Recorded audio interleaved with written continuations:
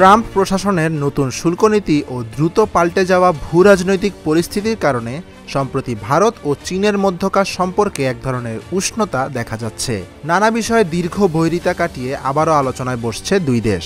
বিশ্লেষকরা মনে করছেন, এই পরিবর্তন শুধু দেশ দুটির দ্বিপক্ষীয় সম্পর্কেই প্রভাব ফেলবে না, বরং পুরো এশিয়ার বাণিজ্য কাঠামোকেই নতুনভাবে গড়ে তুলতে পারে। 2020 সালে ভারত সফরে দেশটির প্রতি নিজের অকুণ্ঠ সমর্থন জানান মার্কিন প্রেসিডেন্ট ডোনাল্ড ট্রাম্প। সে সময় ট্রাম্প মোদির ব্যক্তিগত বন্ধুত্ব সামনে এসেছিল। তবে দ্বিতীয় মেয়াদে ট্রাম্প যুক্তরাষ্ট্রের ক্ষমতায় আসার পর সম্পর্কের সে বাস্তবতা একেবারেই বদলে গেছে।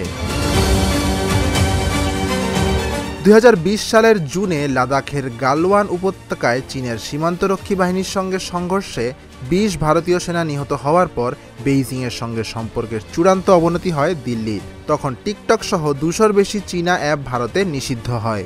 এরই ধারাবাহিকতায় যুক্তরাষ্ট্র ও কোয়াডের সঙ্গে প্রতিরক্ষা ও কৌশলগত সহযোগিতা বাড়ায় দেশটি। এছাড়া চলতি বছর পাকিস্তানের সঙ্গে ভারতের সংঘাতে চীনা প্রতিরক্ষা সরঞ্জাম ব্যবহার করে ইসলামাবাদ। এ সময় চীনের বিরুদ্ধে পাকিস্তানকে স্পর্শকাতর তথ্য সরবরাহের অভিযোগ আনে ভারতীয় কর্তৃপক্ষ। এতে আবারও দেশ দুটির সম্পর্কে ফাটল ধরে।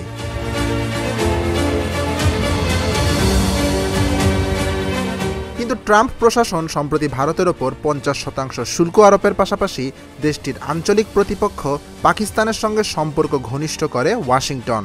এতে কূটনৈতিকভাবে এক ধরনের চাপে পড়ে ভারত। ফলে চীন বিরোধী অবস্থান থেকে সরে এসে নতুন করে বেইজিংয়ের সঙ্গে সম্পর্ক স্বাভাবিক করার পথে হাঁটছে দিল্লি।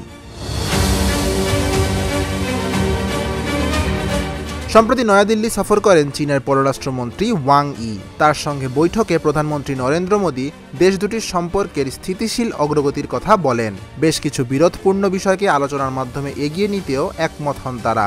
একই সঙ্গে সাংহাই সহযোগিতা সংস্থার সম্মেলনে যোগ দেওয়ার আমন্ত্রণ নেন মোদী। এই জোটকে যুক্তরাষ্ট্র বিরোধী আঞ্চলিক প্ল্যাটফর্ম হিসেবে দেখেন বিশ্লেষকরা।